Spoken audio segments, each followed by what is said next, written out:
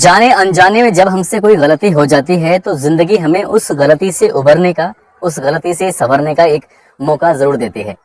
आज की जो कहानी मैं आपको सुनाने जा रहा हूँ, इस कहानी में एक सरकारी शिक्षिका है, उससे एक बहुत बड़ी गलती होने जा रही थी। जिंदगी ने उसको संभलने का एक मौका दिया, मगर उसने उस अवसर को इग्नोर कर दिया, उस पर ध्यान ही नहीं दिया। हालांकि उसके परिवार ने भी इस अवसर को देख लिया था, मगर उन्होंने भी ध्यान नहीं दिया और वो एक ऐसी दलदल में फंस जाती है जहां से निकलकर वापस आना शायद नामुमकिन साबित हो रहा था। हालांकि वहां से उसने भागकर अपनी जान बचाने की कोशिश की, मगर अब उसकी जान पर नहीं बल्कि पूरी फैमिली के, पूरे परिवार की जान पर बना रही थी। बात जब प्रशासन तक पहुंचती है तो सबके अंदर एक सिरहंसी पैदा होती है कि क्या कोई व्यक्ति इतना क्रूर भी हो सकता है, क्या कोई व्यक्ति इतना गलत काम भी कर सकता है, वो भी किसी और के साथ नहीं, अपनों के साथ। आदाब, नमस्कार, सत श्री अकाल। मैं उस्मान सैफी। आज की जो सच्ची घटना मैं आपको सुनाने जा रहा हूँ, ये सच्ची घटना है मध्य प्रदेश का एक शहर है इंदौर, और इसी शहर की ये घटना है। दरअसल 16 जनवरी 2022 की सुबह लगभग 6 बजे के आसपास छत्तीसगढ़ का एक इलाका है बीजा घाट, बेमतरा। दरअसल सुबह के 6 बजे के आसपास का वाक्य है। इसी सरकारी टीचर का एक भाई है जो घर से बाहर निकला था किसी काम के लिए। अचानक ही 3 लोगों ने उस पर हमला कर दिया। किसी तरह से वो भागकर अपने घर में आया और घर में आकर छुप जाता है, साथ ही शोर मचाता हुआ आता है। इसलिए आसपास के जो लोग थे वो भी जाग जाते हैं, वो भी कहीं ना कहीं अलर्ट हो जाते हैं कि आखिरकार क्या मामला है। घर में जाता है, अपनी बहन से, अपनी माँ से, अपने पिता से कहता है कि जल्दी से आप अपने आप को संभालो, कुछ लोगों ने हमला कर दिया है। हमलावर कोई और नहीं थे बल्कि उसके पति के भेजे हुए कुछ किराए के गुंडे थे और उनसे बचने की वो कोशिश करते हैं। तुरंत ही वे पुलिस को फोन करते हैं और पुलिस मौके पर आती है। यहाँ के इलाके के लोग भी अलर्ट हो जाते हैं। इससे पहले वहां पुलिस आती, ये हमलावर वहां से भाग जाते हैं। पुलिस जब इनको अपने पास बुलाती है और पास बुलाने के बाद इनसे पूरी जानकारी जुटाने की कोशिश करती है, तब आखिरकार जो सच है, जो जानकारी थी वो निकल के सामने आती है। तो वाकई रोंगटे खड़े करने वाली जानकारी थी। दरअसल कहानी शुरू होती है सन 2019 से, और एक लड़का है जिसकी उम्र अभी लगभग 45 साल है, लेकिन उसने एक मैट्रिमोनियल पर अपनी एक आईडी बनाता है और उस आईडी में वो अपने डेट ऑफ बर्थ 1974 की जगह 1985 दर्ज कराता है। उसमें लिखता है कि वो तलाकशुदा है और उसको एक खूबसूरत सी, एक अच्छी सी बीवी चाहिए, पत्नी चाहिए। पेशे से वो बिल्डर है और लगभग सालाना 1 करोड़ रुपए से ज्यादा कमाता है। इस कमाई को देखने के बाद शायद कोई भी व्यक्ति, कोई भी महिला, कोई भी परिवार आसानी से इंप्रेस हो जाएगा। ऐसा ही हुआ इस सरकारी शिक्षिका के साथ, जिसका नाम है लता। लता ने जब इसकी प्रोफाइल देखी, प्रोफाइल देखने के बाद मैट्रिमोनियल पर तो बातचीत नहीं की, मगर फेसबुक पर एक रिक्वेस्ट भेज दी। और रिक्वेस्ट भेजने के बाद यहाँ से इनकी दोस्ती की शुरुआत हो जाती है। दोस्ती कहीं ना कहीं प्यार में बदल जाती है और फिर ये दोनों एक दूसरे से एक रिश्ते में, एक बंधन में बंधने की बात तय कर लेते हैं। और वो दिन भी आ जाता है 24 अक्टूबर 2019। छत्तीसगढ़ की राजधानी रायपुर का एक आलीशान होटल के अंदर दोनों की धूमधाम से शादी होती है। मगर एक बात थी इस शादी के अंदर जिस पर शायद घर वालों ने गौर किया था, शायद लड़की ने भी गौर किया, मगर इस गौर करने वाली बात को इन्होंने कहीं ना कहीं इग्नोर कर दिया था।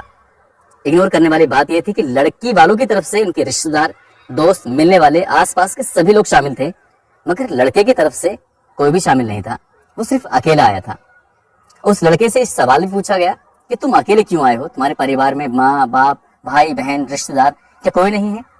तो उसने कहा कि कोई भी मेरे इस रिश्ते को लेकर खुश नहीं है, क्योंकि मैंने इस रिश्ते के बारे में पहले ही इतला दी थी कि मैं लता से शादी करना चाहता हूँ। तो वो लोग खुश नहीं होते हैं और शादी में आने से इनकार कर देते हैं, मगर शादी हो जाएगी, हम साथ रहेंगे तो परिवार वाले मान जाएंगे। सरकारी टीचर के घर वालों ने इस बात को इग्नोर कर दिया और इस पे ज्यादा गौर नहीं की, क्योंकि वो एक अच्छे परिवार से बिलोंग करता था, एक रईस खानदान से वो ताल्लुक रखता था। शादी हो जाती है धूमधाम से और रायगढ़ में ये 2 दिन यहाँ पर रहते हैं धूमधाम से। जैसे एक औपचारिकताएं होती हैं शादी के बाद, वो सारी औपचारिकताएं पूरी होने के बाद सौगात मनाते हैं और सीधे यहाँ से चले जाते हैं इंदौर। इंदौर में लगभग 15 दिन एक होटल में रहते हैं और होटल में रहने के बाद जो जिंदगी के बहुत ही खूबसूरत दिन थे, अब इस लड़के के साथ, जिसका नाम है राजेश विश्वकर्मा, जो कि बिल्डर है और शहर का नामी आदमी है, उसके साथ इसकी पत्नी लता रहती है 15 दिन के आसपास। और वो बहुत ज्यादा खुश थे। जिंदगी के ये सबसे खूबसूरत दिन थे जो बिताए जा रहे थे। इसके बाद लता जिद करती है कि मुझे अपने घर वालों से तो मिलाओ, मुझे अपने परिवार वालों से मिलाओ, मैं बाकी सब लोगों से मिलना चाहती हूँ। तो राजेश ने कहीं ना कहीं एक बहाना बनाया कि हम लोग अभी मिल नहीं सकते, अभी घर का माहौल ठीक नहीं है, इसलिए मेरा जो फार्म हाउस है तुम्हें वहां चलना चाहिए। इसका एक फार्म हाउस है जो कि एक इलाका है मध्य प्रदेश का, शिप्रा थाना क्षेत्र का मांगलिया इलाके में इसका फार्म हाउस है। आलीशान फार्म हाउस जिसको देखने के बाद किसी की भी भूख भाग जाए। ऐसी क्या चीज नहीं थी इस फार्म हाउस के अंदर। पूरा सीसीटीवी कैमरे से लैस है। इसके अंदर अच्छे बेड हैं, अच्छे फ्रिज हैं, सारा सामान है यहाँ पर जो भी एक सुख सुविधाओं के लिए बेड जिस चीज की जरूरत होती है हर चीज यहाँ पर मौजूद है। बड़ी बड़ी महंगी महंगी गाड़ियां हैं, ऑडी गाड़ियां हैं, इस तरह की बड़ी बड़ी कंपनियों की चीजें यहाँ पर अवेलेबल हैं, आसानी से उपलब्ध हो जाती हैं। जब इसके फार्म हाउस में ये लता पहुंचती है इसके साथ, तो वाकई इसके लिए ऐसा लगा जैसे क्या इसकी जिंदगी के सबसे खूबसूरत पल अब शुरू होने वाले हैं। यहाँ पहले से एक नौकर मौजूद है और वो उनका स्वागत करता है। और यहाँ लगभग ये 15 दिन बहुत ही बेहतरीन, बहुत ही शानदार तरीके से एक कहते हैं कि बड़े लोगों की तरह रहते हैं और ये जिंदगी एक खुशहाल जिंदगी चल रही है। पहले 2 दिन रायगढ़ में, दूसरा फिर 15 दिन इंदौर में, और अब शुरू होती है कि एक नई जिंदगी इस फार्म हाउस के अंदर। और धीरे धीरे वक्त गुजरने लगता है, 15 दिन कब हो जाते हैं पता ही नहीं चलता। और राजेश की एक आदत थी, उसको अपने ही घर के अंदर एक बड़ी सी स्क्रीन लगी हुई है, उस स्क्रीन पर कुछ फिल्म देखने की। फिल्में ऐसी जिसमें न्यूड फिल्में होती हैं, जिसमें पश्चिम की फिल्में होती हैं, अंग्रेजी फिल्में होती हैं। और वो अपनी पत्नी से ऐसी ही फिल्में देखने के बाद बिल्कुल वैसे ही उसके साथ संबंध बनाने की जिद भी करने लगा। शुरुआत की जिद थी, बाद में उसने प्यार से किसी तरह से अपनी पत्नी को मना लिया और उसके साथ वैसे ही वो रिलेशन में रहने लगा जैसी उस अंग्रेजी फिल्मों के अंदर अंग्रेज लोग करते थे। शुरुआत में उसने ना नुकर की और 15 दिन फिर 20 दिन ऐसे दिन गुजरने लगते हैं। मगर अब तक तो ठीक था, लेकिन इसके बाद जो कहानी शुरू होती है वो वाकई बहुत भयानक होती है, जिसकी शायद लता ने कभी कल्पना भी नहीं की थी कि उसके साथ अब कुछ ऐसा होने वाला है। पहले ही दिन इसका एक दोस्त आता है, विपिन भदौरिया, जो कि नागादा का रहने वाला है। उस दोस्त को ये दोनों खाना खिलाते हैं, साथ रहते हैं, और साथ ही वो कहता है कि आज लता तुम्हारा डांस देखने का मन कर रहा है। और वो डांस देखने के लिए उसने कपड़ों की जो मांग थी वो खत्म कर दी थी। तुम्हारे तन पे कोई कपड़ा नहीं होना चाहिए, कपड़े थे तो सिर्फ थोड़े से हिस्से को, प्राइवेट पार्ट को ढकने के लिए थे। ये पहला दिन था। लता ने विरोध किया, और विरोध करती भी कहां से। उन्होंने उसके साथ शस्त्र की नोक पर लेकर उसके साथ उन्होंने वो काम करने शुरू कर दिए। अभी तक इसका पति इसके साथ अननेचुरल सेक्स करने लगा था, उसके साथ वो सारी हरकतें करता था जो कि उन फिल्मों में होती थी। अब पहला दिन था विपिन भदौरिया के साथ, जो उसका दोस्त भी शामिल हो जाता है, और यहाँ से शुरू होता है इस कहानी का नंगा नाच। इसको नचाया जाता है। पहला दिन था, ये मान जाती है, और पहले दिन अपने दोस्त को परोस दिया जाता है। दोस्त इसके साथ वही काम करता है जो काम अब तक पति कर रहा था। अब यहाँ से इसके साथ जो गलत हरकतें थी पहले दिन शुरू हो जाती है। अगले दिन फिर एक नया दोस्त आता है, नया दोस्त होता है इसका विवेक विश्वकर्मा। फिर उससे अगले दिन एक और दोस्त आता है, अंकेश बघेल। साथ ही यहाँ पहले से एक नौकर मौजूद है, और शायद ही कोई ऐसा दिन था। अब दोस्तों का यहाँ आना जाना सिलसिला शुरू हो जाता है। दोस्त सबके सब मिलकर न्यूड फिल्में देखते थे, और न्यूड फिल्में देखने के बाद लता के साथ वो एक साथ गंदी हरकतें करते थे, उसके साथ हर तरह का सेक्स करते थे। और यही नहीं, वो सिगरेटों से उसको दागना शुरू कर दिया। शरीर का कोई ऐसा हिस्सा होगा जहां पर लता के शरीर पर उसके दागने के निशान ना हो। अब उसकी जातियां, उसकी जो बेरहमी थी कहीं ना कहीं अब इसके प्रति बढ़ने लगती है, और इस कदर बढ़ती है कि वो बचने के लिए तमाम कोशिशें करती है, क्योंकि ये जो पूरा इलाका है, पूरा फार्म हाउस है, वो सीसीटीवी कैमरे से लैस है, और उसने उस फार्म हाउस को अपनी मुट्ठी में कर रखा था। दरअसल ये सीसीटीवी कैमरे ऑनलाइन थे, और ऑनलाइन अपने मोबाइल में देखता रहता था। और साथ ही उसने नौकर से कहा कि इसको जब कमरे में रहे तो उसको एक भी तन पे कपड़ा नहीं होना चाहिए। यदि ये भागने की यहाँ से कोशिश भी करती है तो इसे भागने का बिल्कुल भी अवसर नहीं मिलेगा। इस पर इतनी नजर रखी जाने लगी, और आए दिन कोई ना कोई दोस्त आता था, उसके साथ संबंध बनाता था, जैसे मन चाहे वैसा करता था। शुरुआत में 3 या 4 दोस्त होते हैं, फिर संख्या धीरे धीरे बढ़ने लगती है। अब संख्या 10, 15, 20 तक पहुंच जाती है, और जब जिसका मन करता था वही लता के साथ गंदी हरकतें करता था। जब इसका मन करता था बात करने के लिए, रिक्वेस्ट करती थी, हाथ पैर जोड़ती थी कि मुझे अपने मेरे परिवार वालों से बातचीत करा दो, तब उसको शस्त्र की नोक पर रखकर उसकी घर वालों से बातचीत कराई जाती थी। और वो सिर्फ अपने घर वालों से हालचाल लेती थी, अपने जो भी हालचाल झूठ मूठ के थे वही हालचाल दे पाती थी। और इसके पति राजेश विश्वकर्मा ने उसके साथ ज्यादतियों की इंतहा पार कर दी थी। कब धीरे धीरे करके 3-4 महीने गुजर जाते हैं उसको पता ही नहीं चलता है, और धीरे धीरे वक्त आगे गुजरता चला जाता है और वो लड़की बेइंतहा परेशान रहने लगती है। वो बार बार रिक्वेस्ट करती है कि मुझे यहाँ से जाने दिया जाए, मैं यहाँ से जाना चाहती हूँ, मुझे माफ कर दीजिए, मैं कभी भी तुम्हें परेशान नहीं करूंगी। बहुत सारी बातें थी, चाहे उसकी रोने की बात हो, चाहे कुछ भी हो, मगर राजेश विश्वकर्मा और उसके दोस्तों पर इस बात का कोई भी असर नहीं पड़ रहा था। अब यहाँ न केवल लता के साथ ऐसा होता था, बल्कि शहर की अन्य लड़कियों को भी यहाँ बुलाया जाता था, उनसे भी नंगा नाच कराया जाता था। ऐसा कोई दिन था जब लता को यहाँ पर उससे ऐसा गलत काम न कराया जाता हो और बिना कपड़ों को इसको डांस न कराया जाता हो, साथ ही सामूहिक रूप से उसको न्यूड फिल्में ना दिखाई जाती हों। मगर एक दिन ऐसा भी आता है जब लता की रिक्वेस्ट को स्वीकार कर लिया जाता है, एक्सेप्ट कर लिया जाता है। उसका पति मान जाता है, कहता है कि यदि तुमने ये बातें किसी को बताई अपने घर अपने मायके जाकर, तो तुम्हारे साथ वो हश्र किया जाएगा जिसकी तुमने शायद कल्पना नहीं की है। जो तुम्हारी वीडियो बनाई गई है, क्योंकि ये गलत काम भी करते थे, साथ ही इसकी वीडियो अपने मोबाइल में उतार लिया करते थे, उस पर दबाव बनाने के लिए एक के बाद एक इसकी तमाम वीडियो उनके मोबाइल में अपलोड हो चुकी थी। साथ ही जब ये अपने मायके जाती है तो उससे ये कहा जाता है कि न केवल तुम्हारी वीडियो को सोशल मीडिया पर अपलोड कर दिया जाएगा, बल्कि तुम्हारे परिवार वालों को भी मार दिया जाएगा।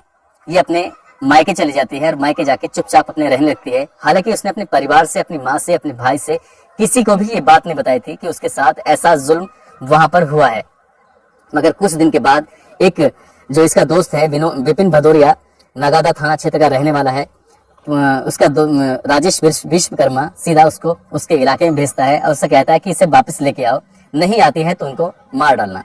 ये पिछले 15 दिन से लगातार इसकी रैकी कर रहे थे, और रैकी करने के बाद एक दिन ऐसा भी आता है जब इसका भाई जब घर से निकलता है तब उस पर वो हमला करने की कोशिश करते हैं, और वो दिन कोई और नहीं था बल्कि यही 16 जनवरी 2021 का वाकया है।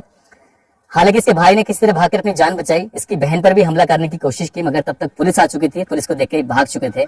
इसके बाद इस मामले की जांच की जाती है और पुलिस मुकदमा दर्ज करती है इन चारों आरोपियों के विरुद्ध, जिसमें अंकेश बघेल, विवेक विश्वकर्मा, विपिन भदौरिया, राजेश विश्वकर्मा, इनके खिलाफ मुकदमा दर्ज किया जाता है। आईपीसी की धारा 376 2G, 376 2N, 377, 323, 594, 206 व 25 आर्म्स एक्ट के तहत मुकदमा दर्ज कर लिया जाता है। पुलिस जब इनकी गिरफ्तारी के लिए दबिशें देती है तो ये ज्यादा दूर भाग नहीं पाते।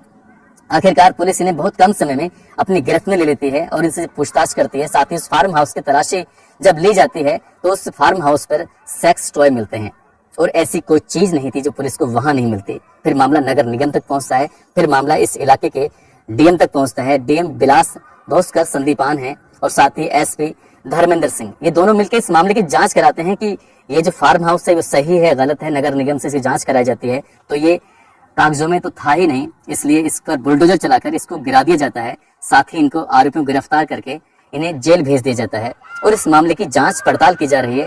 ये जानकारी मिलती है इनकी सीडीआर इनके मोबाइल से निकालने के बाद कि इस इलाके के जो भी लड़कियां थी उनके दोस्तों को एक साथ बुलाया जाता था और यहाँ पर ये सब काम गलत होता था। काश इस लड़की ने पहले ही दिन हिम्मत जुटाई होती, जिस दिन का इसकी शादी हो रही थी 24 अक्टूबर 2019 को। जब ये अकेला आया था तो शायद ये लड़की के मतलब महिला शिक्षा के साथ इतना बुरा अत्याचार नहीं होता। और आपकी जानकारी के लिए मैं आपको बता दूं, जब इसके फार्म हाउस को गिराया जा रहा था, नगर निगम की टीम वहां पर कार्रवाई कर रही थी, अचानक से ही इसकी पहली बेबी प्रकट हो जाती है अपने 3 बच्चों को लेकर, और वो कहती है कि हम दोनों का कोई तलाक नहीं हुआ है। हालांकि ये अय्याश किस्म का इंसान है, हालांकि ये गलत किस्म का इंसान है, मगर मेरे बच्चों का क्या कसूर है, आप इस फार्म हाउस को क्यों गिरा रहे हैं। मगर हैरान करने वाली बात यह भी है कि अगर इसको इतने फार्म हाउस की चिंता ही थी, इसे अपने पति की चिंता थी, तो क्या बीच में एक बार भी ऐसा मौका नहीं था कि वो आकर अपने पति की हरकतों को उस फार्म हाउस पर देखती, या फिर इसका पति कहाँ रहता है इसकी जानकारी जुटाने की कोशिश करती। मगर इस पहली पत्नी ने ऐसी कोई जानकारी जुटाने की कोशिश नहीं की थी। मगर पत्रकारों से बातचीत में ये पता चलता है कि इस महिला ने, इसकी पत्नी ने, पहली वाली ने अपने पति के फार्म हाउस को बचाने के लिए प्रशासन को गुमराह करने की कोशिश की थी। लेकिन जो मध्य प्रदेश के मुख्यमंत्री हैं, उनके आदेश के बाद इसके फार्म हाउस को पूरी तरह से तहस नहस कर दिया जाता है। साथ ही इसकी संपत्ति की और जांच की जा रही है कि इसने कहां कहां संपत्ति इकट्ठी की है। जो भी नंबर 2 की संपत्ति है उसको गिराने की कोशिश की जा रही है, उसे खत्म करने की कोशिश की जा रही है। मगर लता की जिंदगी में जो हुआ है उसको शायद कभी भुलाया जा सकता है, क्योंकि लता के प्राइवेट पार्ट पर उस सिगरेट के दागे हुए इतने निशान हैं कि उन्हें शायद कभी पूरी जिंदगी में खत्म किया जा सकता है। हालांकि वो एक अच्छी जिंदगी जी सकती थी क्योंकि सरकारी टीचर थी, इसलिए उसने थोड़े से पैसे का लालच देखकर राजेश विश्वकर्मा को अपने पति के रूप में चुना और उसके पति ने उसके साथ ऐसा किया जो शायद कोई पति अपनी पत्नी के साथ कभी सपने में सोच भी नहीं सकता। जो उसने किया है, न केवल उसने खुद किया बल्कि अपने 15 से 20 दोस्तों को उसको हर दिन एक वेश्या की तरह परोसा। दोस्तों, इस कहानी को सुनाने का उद्देश्य किसी को परेशान करना नहीं है, किसी का दिल दुखाना नहीं है, बल्कि आपको सचेत करना है, आपको जागरूक करना है। आप छोटे मोटे लालच में तो बिल्कुल ना आए, छोटा मोटा क्या बड़े से बड़े लालच में बिल्कुल ना आए, क्योंकि जो खुद की कमाई होती है उसी से ही जिंदगी बहुत अच्छे से संवर सकती है, उसी से ही आगे बढ़ सकती है। और लता के पास तो वाकई एक ऐसा मौका था, ऐसा अवसर था, जिससे क्या वो अपने खुद की कमाई से अपने सारे सपने पूरे कर सकती थी। मगर उसने बस ऐसी झूठ मूठ की जिंदगी जीने के लिए जो सहारा लिया था राजेश विश्वकर्मा का, उससे न केवल उसकी जिंदगी बर्बाद हुई बल्कि उसके परिवार के बाकी लोगों की जिंदगी सही रहेगी भविष्य में, नहीं रहेगी। कानून इनके खिलाफ कितने लंबे समय तक कार्रवाई करेगा, कब तक ये जेल में रहेंगे, बहुत सारे सवाल हैं जो भी बने हुए हैं। दोस्तों, अपना ख्याल रखें, सुरक्षित रहें। जय हिंद, जय भारत।